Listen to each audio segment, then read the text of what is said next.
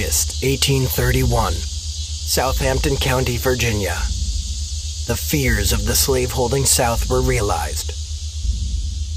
Rebellion. Over 70 slaves armed with knives, hatchets, and bludgeoning objects swept the pastoral countryside, killing all in their path. Their leader was a slave named Nat Turner.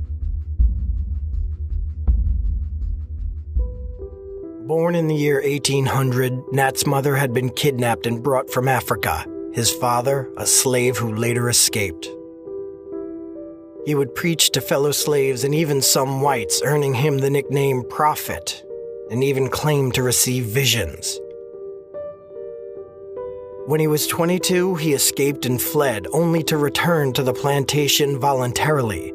When asked why, he claimed, "The Spirit appeared to me and said I had my wishes directed to things of this world and not to the kingdom of heaven, and that I should return to the service of my earthly master." But Nat was not back to subserviently serve in bondage. He knew his purpose was to avenge those that suffered under the chains of slavery. At age 27, while working in his master's field, an intense vision befell him.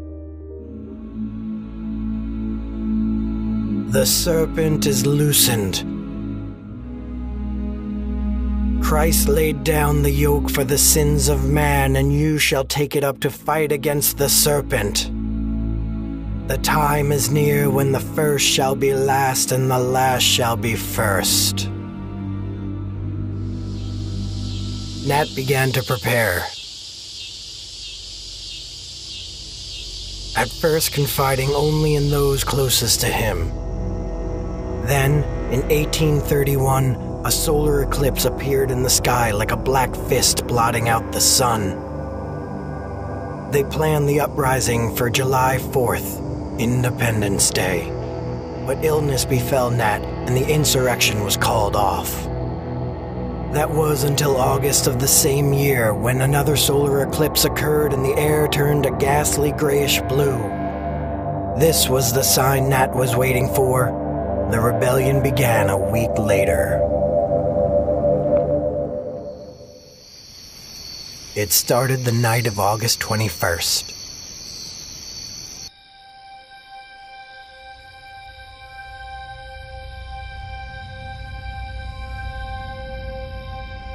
The small band of slaves killed Nat's owner, Joseph Travis, his wife and son, as well as a hired worker, in their beds while they slept.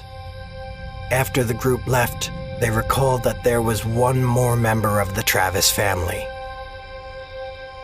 So 2 slaves returned to kill the infant in its cradle. Nat felt that this violence was necessary to finally bring about the change needed to awaken abolitionists' allies and shake the foundation of slavery to pieces. To Nat, this wasn't about anger, it was holy retribution. Over the next 2 days, the rebellion brought Old Testament carnage to the Southampton countryside, killing more than 60 whites in their path.